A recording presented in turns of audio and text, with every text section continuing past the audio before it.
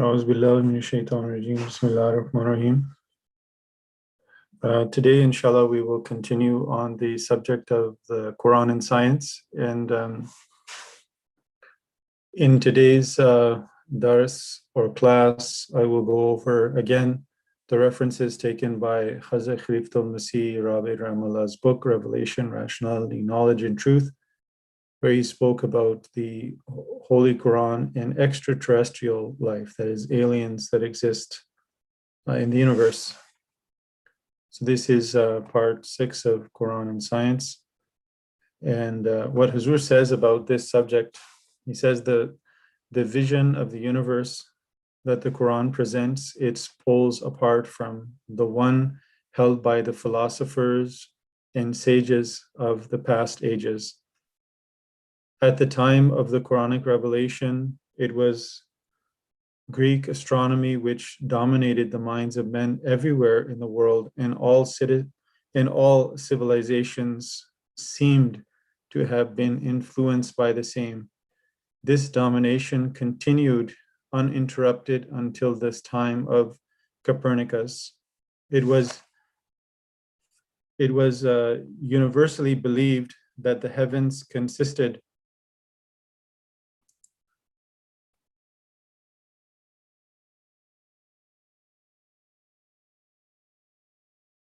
It was universally believed that the heavens consisted of layer upon layer of some transparent plastic material, studded with bright heavenly bodies we know as stars. To be more specific, the following was the sum total of the entire knowledge of the people of that age. Number one, the earth was composed of a mass of dust, rock, water, air, and materials. It was a stationary mass with a near flat surface, neither rotating around itself nor revolving around any other heavenly body. Number two, the earth occupied a unique position in the cosmos, the like of which did not exist anywhere else in space. It remained fixed and stationary in its mooring while the heavens perpetually revolved around it. Eventually, this concept of the universe eliminated the possibility of the existence of life elsewhere. The only habitat for life the people of that age knew was this earth, suspended as they thought it was in mid-space. Contrary to this, the Quran admits neither the uniqueness of the earth nor its being stationary. On the other hand, or on the issue of the number of earths, it declares,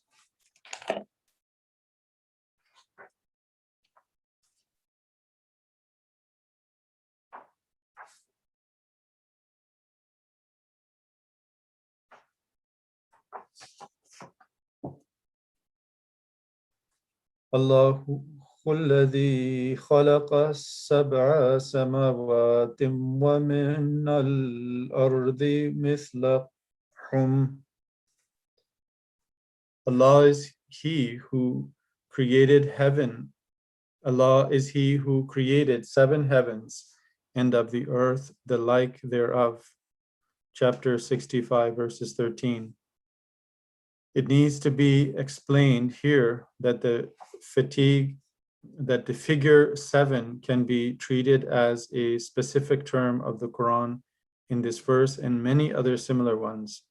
As such, it would mean that the universe comprises many units of heavens, each divided into groups of 7 as a perfect number, each having at least one earth to it, which will be supported by the entire system of that heavenly galaxy. Referring to that system in general, a more specific verse on the existence of extraterrestrial life runs as follows. وَمِنْ آيَاتِهِ خَلْقُ السَّمَاوَاتِ وَالْأَرْضِ وما بث فيهما من دابة And among his signs is the creation of the heavens and the earth, and of whatever living creatures, dabba, he has spread forth in both. Hazur says that dabba covers all animals which creep or move along the surface of the earth. It does not apply to animals which fly or swim. It is certainly not applicable to any form of spiritual life. In Arabic, a ghost will never be referred to as dabba, nor an angel for that matter. The second part of the same verse speaks not only of the possibility of extraterrestrial life, but it categorically declares that it does exist, a claim which even the most modern scientific researchers have not been able to make so far with any measure of certainty. Yet this is not all that this verse reveals. Wonder upon wonder is added when we read at the end of this verse that He, Allah, will bring together the life in the heavenly bodies and the life on earth when He so pleases. وَهُوَ عَلَى جَمْعِهِمْ إِذَا يَشَاءُ قَدِيرٌ. Chapter 42, verses 30. The translation is, and He has the power to gather them together, jam'ihim, when He will so please. Jam'ihim is the Arabic expression in this verse which specifically speaks of bringing together of life on earth and the life elsewhere. When this meeting of the two will take place is not specified, nor is it mentioned whether it will happen here on earth or elsewhere. One thing, however, is definitely stated: this event will most certainly come to pass whenever God so desires. It should be kept in mind that the word jamma can imply either a physical contact or a contact through communication. Only the future will tell how and when this contact will take place, but the very fact that more than 1400 years ago such a possibility was even predicted is miraculous in itself. This revelation of the Quran was made at a time when cosmology as a science was not yet born. A different age of conjecture, visualization prevailed, which had to go a long way before it could contemplate the existence of extraterrestrial life. Even today, such claims are only found in science fiction. Scientists have still not been able to completely shake off their earlier skepticism regarding the existence of life in space. No definitive evidence has as yet been discovered in its support. Scientists are still talking of only chances. Professor Archibald Roy of the University of Glasgow, in one of the many prominent enthusiasts deeply committed to probing into the possibilities of intelligent life forms on celestial bodies, that is the planets that are in the universe. He writes, various international conferences on the problem of extraterrestrial life, the question has been discussed, and it has become clear that not only is there a chance of recognizing that a signal is of intelligent origin, but it would also be possible to enter into communication with the intelligent species and exchange information. No, not everyone shares Professor Roy's enthusiasm on this subject. Dr. Frank Tipler of Tulane University, New Orleans, can be counted amongst the skeptics. He bases his skepticism on mathematical calculations. To him, the appearance of intelligent beings elsewhere in the universe through the blind process of material evolution defy the law of large numbers. The evolution of life here on Earth is dismal, is a dilemma enough for scientists to resolve. For it to repeat itself through a collision of such an enormous number of chances as defy human calculations is mathematically impossibility. Dr. Tipler states, extraterrestrial intelligence are not here. We just have to interpret this fact. Most astronomers cling to a belief in extraterrestrial intelligence against the evidence because of a philosophical principle. The Copernican idea that our place in the cosmos must be completely typical. But we know this idea is false. The universe is evolving. The cosmic radiation shows that there was once a time when no life existed because it was too hot. Thus, our place is atypical in time. In particular, there must be a first civilization, and it happens to be ours. Dr. Tony Martin, former vice president of the British Interplanetary Society, holds similar skeptical views that despite all this opposition, Dr. Roy's scientific dream seems at least partially to have come within reach of realization. In the United States, NASA has already secured governmental approval for a major search for extraterrestrial intelligence. Other scientists of international fame, like Professor Sagan, are also strong supporters of this cause. Amazing it is not that what the Quran asserted as a fact around 1400 years ago is just beginning to appear as a feasible reality to the scientists of today. The Quran goes a step further when it predicts that man shall one day make contact with extraterrestrial life.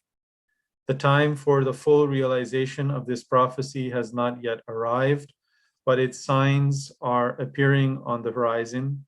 This demonstrates that the prophecies of the Quran run ahead of human scientific progress. Every new era witnesses the fulfillment of some more revelations which previous eras have no means to testify. Excuse me. Hence, it should be clearly understood here that Quranic prophecies are intrinsically different in nature from those implied in science fiction. It has never been uncommon for human fancy to take flight from the springboard of the known facts of nature in the direction of things to be, but seldom does the future testify to the predictions implied in such fictional flights.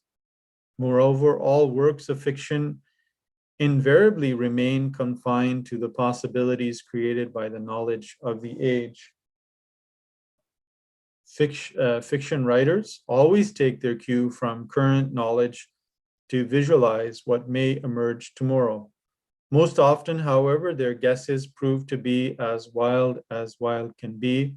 The future as it is carved does not follow the dictates of their vision. This can only lead to the inevitable conclusion that the exercise of human imagination in relation to the unknown has its limitations.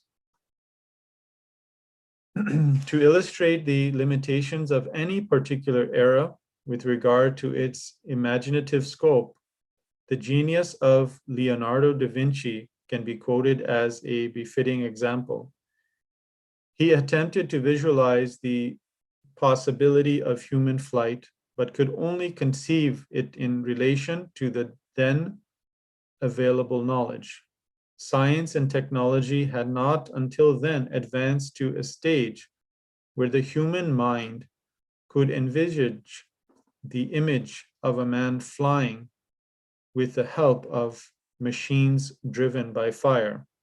Thus, to visualize even a rudimentary aeroplane lay beyond the limits of Leonardo's potential. The case of the divine scriptures, however, is a different matter altogether, and the knowledge expressed in them cannot be confined to any particular era. Moreover, chance has no role to play in their fulfillment. The scientific discoveries of subsequent ages have never proved any Quranic prophecies to be wrong. So we must look forward with well-founded hope for the realization of even such prophecies as rest with the future to decide. The prophecy about the meeting of life here and the life elsewhere belongs to the same category, which remains as yet unfulfilled. May we live long enough to witness the glorious days when life on earth will establish some sort of communion with life in space. So that was, in fact, a very concise and short chapter, but it very beautifully illustrated the two main points from the Holy Quran about the fact that the extraterrestrial life will come together with the people in this earth at some time in the future. And also the fact that it mentions that there are living creatures, dabba, which are spread forth in both this cosmos and the others. So it's very fascinating. It's something which is interesting because and inspiring in our faith, because this is something which is only being thought at this time, is being imagined at this time, as Hazur was saying, that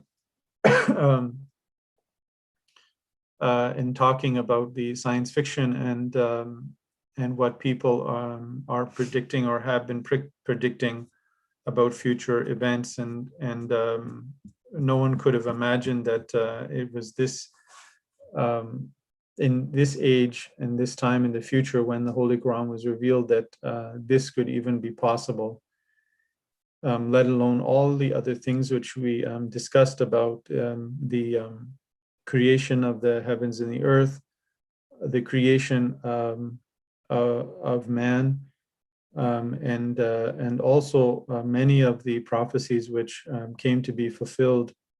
And in fact, here, as Hazur is stating, that the man always looks ahead to what they can see, they can project into the future based on what technology they have now, and the fact of the matter that we have space technology, and this is actually something which is also mentioned. We mention in the Holy Quran that the man will be able to reach the outside of this planet, and but it mentions also in that they will be confined to the